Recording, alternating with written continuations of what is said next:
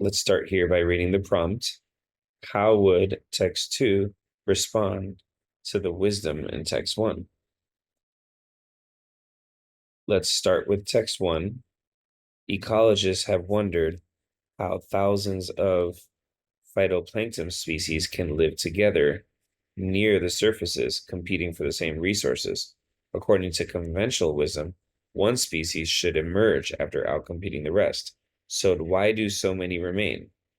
Many efforts to explain this still haven't uncovered a satisfactory explanation. Text 2. Researchers have connected the phytoplankton's diversity to the microscopic size. Because the organisms are so tiny, they're spaced relatively far apart and experience that water as a relatively dense substance. This in turn makes it hard for them to move around and interact with one another. Therefore, direct competition among the phytoplankton probably happens much less than previously thought.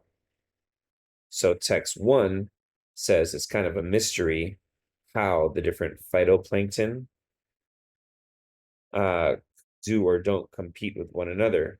It should seem like one of them should emerge after outcompeting the rest, and it's a mystery why that doesn't happen. Text 2, on the other hand, says that the explanation is the microscopic size.